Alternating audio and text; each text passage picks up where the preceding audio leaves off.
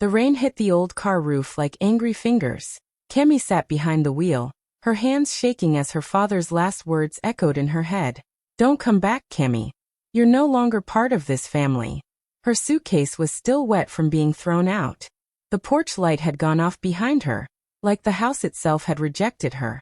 She looked at the worn family photo on her dashboard, whispering through her tears, "One day, Dad, you'll remember who stood by you when everyone else left." But what Kemi didn't know that night, as she drove into the storm, was that the very people who cast her out would one day beg her to come back. And her father would do something so unexpected. It would change everything she thought she knew about love, loss, and forgiveness. Kemi had always been different from the rest of her family. While her father, Chief Adeoye, chased wealth and respect from society, and her brother, Leko, enjoyed the easy life that came from their father's money, Kemi only wanted to live an honest life. At 25, she had built herself up as a software engineer through hard work and long nights. She never asked her family for anything, but no matter what she did, her father always found a way to remind her that she didn't belong. Chief Adeoye was a man who believed power and position mattered more than love or truth. To him, Kemi's independence was rebellion. Whenever family friends visited, he proudly spoke about Leko, calling him the pride of the Adeoye name, while Kemi sat in silence, pretending not to care. Deep down it hurt, but she had learned to swallow her pain with a smile. One evening, everything changed. Her father brought a set of documents to the dinner table, asking her to sign them. It was a deal involving government funds, something she knew was illegal. "Just sign it," he said sharply. "Your name gives it credibility." Kemi looked up slowly and shook her head. "I can't, Dad. It's wrong." Her refusal lit a fire in him. Slammed his hand on the table, his voice echoing through the house. "You think you're better than your family? You think your little job makes you righteous?"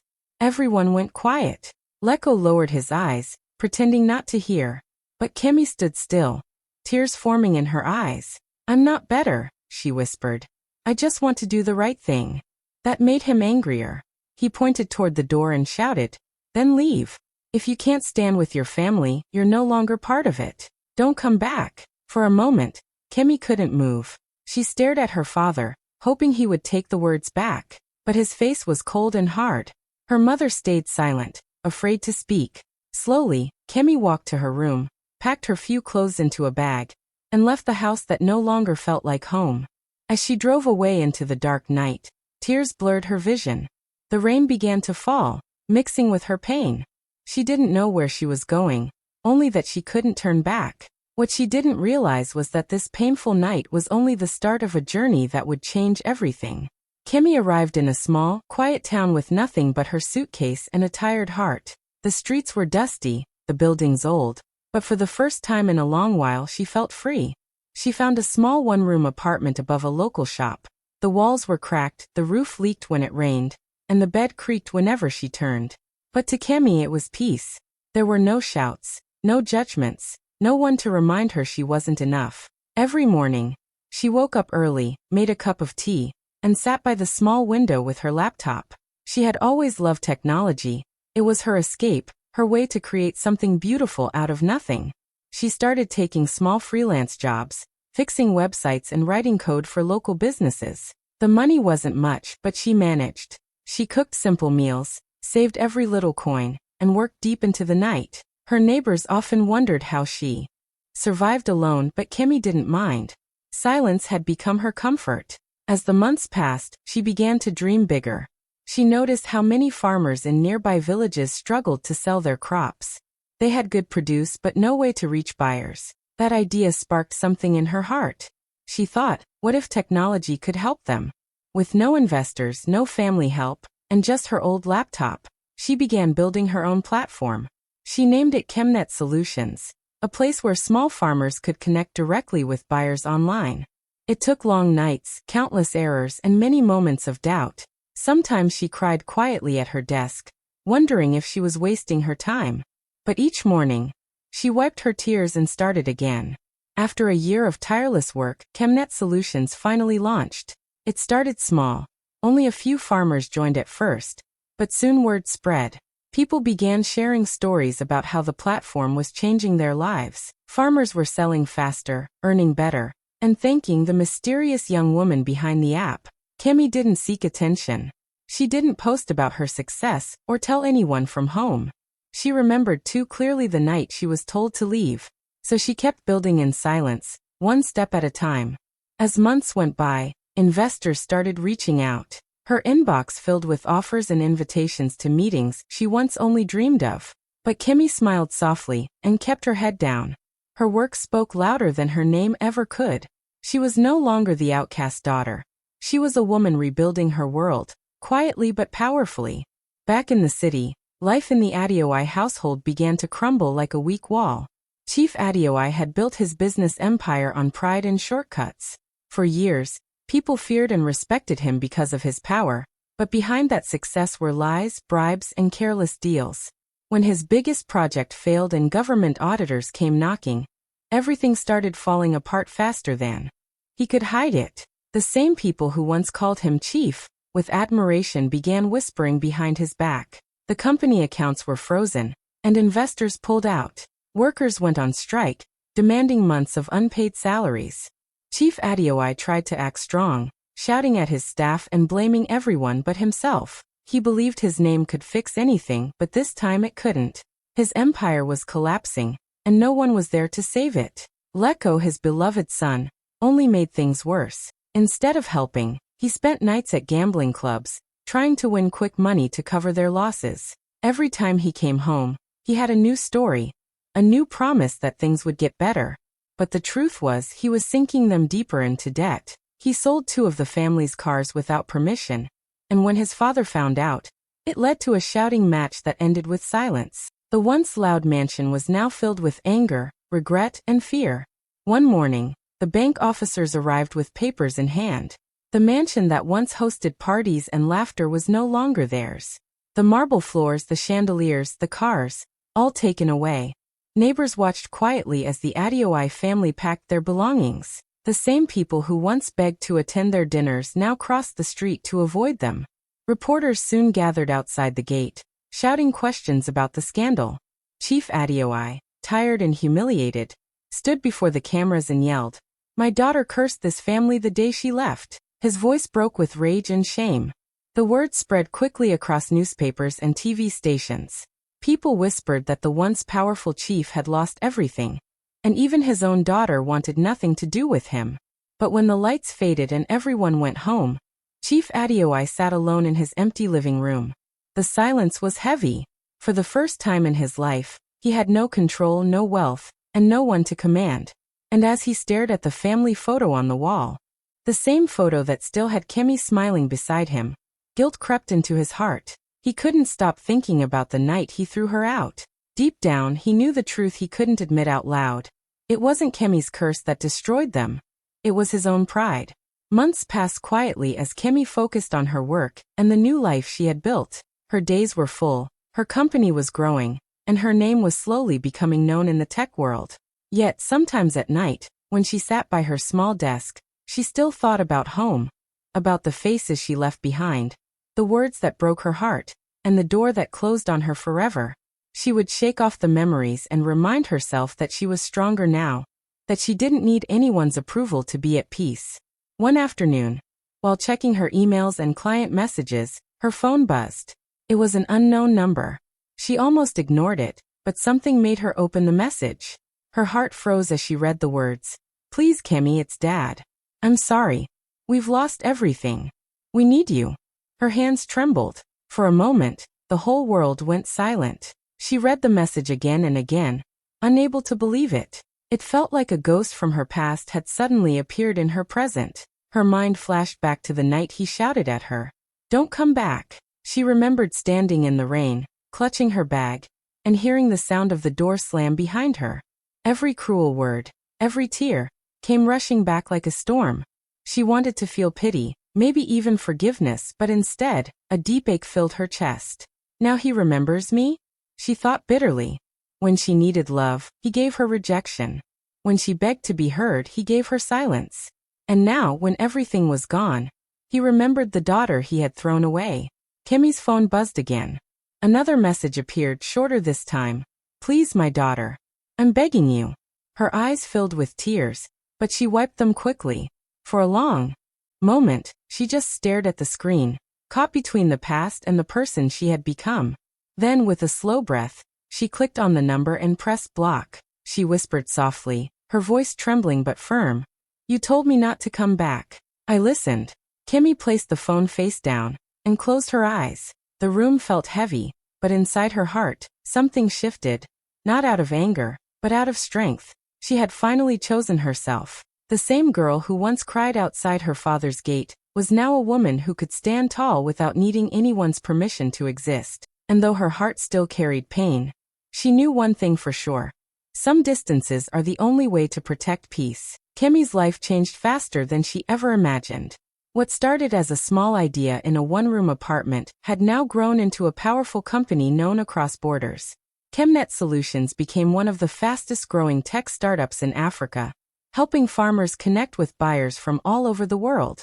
Her name began appearing in newspapers and magazines, with headlines calling her the woman who revolutionized rural trade. Investors from Europe and America reached out, wanting to work with her. Invitations to speak at international conferences flooded her inbox. She was living the dream she once thought was impossible. At events, people clapped when she spoke about her journey. Many admired her strength and story, calling her an inspiration. She smiled, thanked them, and posed for pictures. But when the lights went off and the crowd disappeared, Kimmy often sat in her hotel room, looking out the window, feeling a quiet emptiness inside. Success had given her everything she once prayed for: money, recognition, freedom. But it couldn't replace the warmth of a family's love. Sometimes, when journalists asked about her parents, she would smile and say, "They're proud of me," even though she hadn't heard from them in months. It was easier to lie than to reopen old wounds. But deep down, a part of her still wished things had been different, that her father had seen her worth before the world did. One morning, while she was going through her office mail, her secretary handed her an envelope. It stood out immediately, not because it came from a famous company, but because it was handwritten, with slightly shaky letters. Her heart skipped a beat when she saw the name on the back: Leko. Her brother. She stared at it for a long time before opening it. Inside was a simple sheet of paper, folded neatly. As she unfolded it, her hands trembled slightly. The letter began softly. "Dear Kemi, I know I'm the last person you want to hear from." He wrote about how things had gotten worse at home, how their father was sick and barely leaving his bed. He admitted the truth about the deal that caused their family's fight, that he was the one who forged their father's signature, and she took the blame unknowingly. Tears filled Kemi's eyes as she read every word. The anger she carried for years began to clash with heartbreak and confusion. She could almost hear Leko's voice as he ended the letter with, "Please come home before it's too late." Kemi sat still for a long time, staring at the letter. The world outside her window was bright, but inside, she felt lost again. For the first time in years, success didn't feel like victory, it felt like a question. Should she go back to the home that once threw her out, or keep walking forward and never look back? Kemi read the letter again and again, hoping she had misunderstood it. But every word was clear. Her brother, Leko, had finally confessed the truth that had been buried for years. He wrote, "Dad only shouted at you because of me. I forged his signature on that deal, and when he found out, he couldn't face losing his son. So he blamed you. He thought he was protecting me, but he destroyed you instead." Kemi's hands shook as she held the paper. Her heart raced as old memories replayed in her mind. The shouting, the humiliation, the night she left with tears streaming down her face. For years, she had believed her father's anger came from disappointment in her. She thought he truly hated her for being different. But now, reading Leko's words, everything twisted painfully inside her. The letter continued, "Dad is sick now. The doctor says he doesn't have much time. He keeps asking for you, calling your name in his sleep. Please come home before it's too late." Kemi placed the letter on her table and stared blankly at the wall. Her chest felt heavy, as if all the air had left the room. She didn't know whether to cry or scream. The truth had come too late, after years of loneliness, after she had built herself back from nothing. She thought about the father who once called her a disgrace, the man whose pride had crushed her spirit. But now that same man was old, weak, and asking for her forgiveness. Her eyes filled with tears. A part of her heart still longed for him, no matter how much she tried to bury it. She walked to the window, looking out at the busy city. Cars moved below. People hurried by. The world had moved on. But her past had returned, knocking softly, asking to be heard. She whispered to herself, "Why now, Leko? Why after all this time?" Anger rose inside her. Not just toward her father, but toward her brother too. He had watched her suffer, had stayed silent while she was thrown out, and now he wanted her to come home. She clenched the letter in her hand, tears sliding down her cheeks. Her heart was torn between pain and compassion. Part of her wanted to ignore the message, to protect the peace she had finally built. But another part, the small soft voice inside her, whispered, "What if it's your last chance to say goodbye?" Kemi sank into her chair, holding the letter close. For the first time in years, she didn't feel like the strong CEO everyone admired. She felt like a daughter again, broken, confused, and standing at a painful crossroad between the past and forgiveness. For many nights, Kemi couldn't sleep. She would lie in bed, staring at the ceiling, her mind filled with her brother's words. The letter had opened wounds she thought had healed long ago. Every time she closed her eyes, she saw her father's face, angry, proud, and full of disappointment. But now Leko's message painted a different picture. A sick old man, broken by regret, waiting for the daughter he pushed away. She fought the urge to ignore it, but her heart refused to stay quiet. One morning, just before sunrise, Kemi packed a small bag and got into her car. The road back to her hometown felt longer than she remembered. Every turn brought back memories she had tried to bury. Laughter, arguments, the sound of her father's voice calling her name when she was little. Her chest tightened as she approached the familiar streets. The once lively neighborhood looked dull and aged. When she finally stopped in front of her family's mansion, her breath caught in her throat. The grand house she had left years ago was now silent and faded. The paint was peeling, the gates were rusty, and the garden that once bloomed with flowers was dry and overgrown. It didn't look like home anymore. It looked like a memory. She hesitated for a moment before walking up to the door. Leko opened it. His face was tired, his eyes red from lack of sleep. Without saying a word, he stepped aside to let her in. The house felt empty. The air carried sadness. As she walked through the hallway, she saw family portraits still hanging on the wall. One of them of her as a child, smiling beside her father. Her steps slowed as she entered the living room. There, sitting in a wheelchair near the window, was Chief Adeoye. He looked nothing like the proud man she remembered. His hair was gray, his body thin and weak. When he heard her footsteps, he turned his head slowly. The moment their eyes met, Kemi froze. His eyes filled with tears and his lips trembled.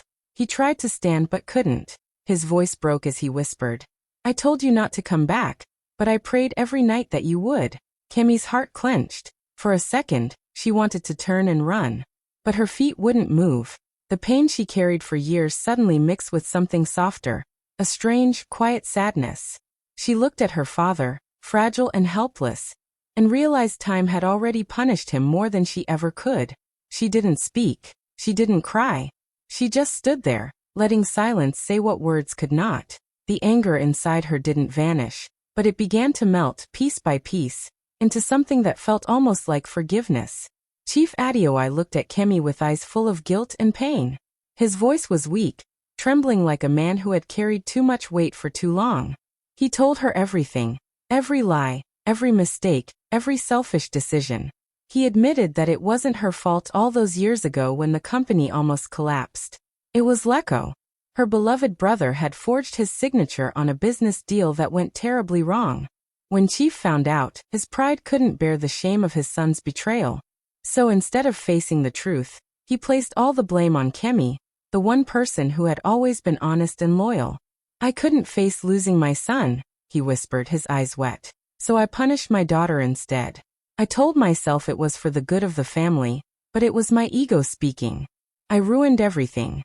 Kemi stood still, her heart breaking all over again. All those years of rejection, the humiliation, the sleepless nights crying into her pillow. All because her father couldn't admit his mistake. She wanted to scream, to ask why he didn't trust her, why he let her walk away with a shattered heart. But the words wouldn't come. She could only stare at the man who once seemed larger than life, now sitting frail and broken before her. Chief Adeoye wiped his tears and continued softly, "You were always stronger than me, Kemi. I thought power meant control, but you showed me what real strength looks like. You built everything I destroyed. You did it with courage, not anger. I was too blind to see that." Her lips trembled. She didn't know what to say. Forgiveness wasn't easy. It wasn't something she could give instantly. But as she looked at him, weak and full of regret, she saw not the proud man who once disowned her, but a father who finally realized what love truly meant. Without saying a word, Kemi reached out and held his hand. His rough fingers trembled under hers. That simple touch carried all the words she couldn't speak, the pain, the love, the loss, and a tiny spark of healing. Tears streamed down both their faces. Chief Adeoye whispered, "Thank you for not turning into me." Kemi looked at him and gave a faint smile through her tears. For the first time in years, there was silence between them. Not the cold silence of anger, but the quiet of understanding. It wasn't complete forgiveness, not yet, but it was the beginning of peace. And in that moment, both father and daughter finally felt the weight of truth lifting off their hearts. Weeks passed after that emotional reunion, and Kemi found herself visiting the company her father once ruled with pride. The tall glass building that used to shine with power now looked dull and forgotten. Many workers had already left, and those who stayed were struggling, unsure of what the future held.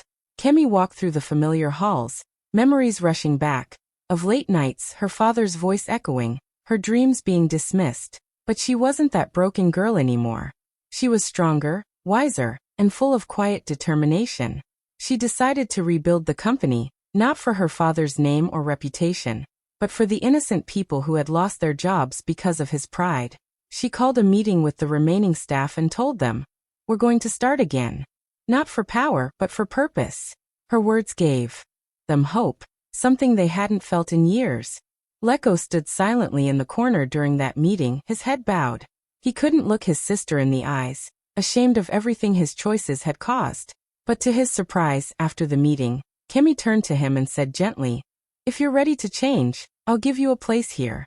Not as my brother, but as my assistant. You'll learn what real leadership means." He looked up in disbelief, tears filling his eyes. He didn't deserve her forgiveness, but she offered it anyway. From that day, he worked hard, following her lead, watching how she treated every employee with fairness and kindness, the complete opposite of how their father once ruled.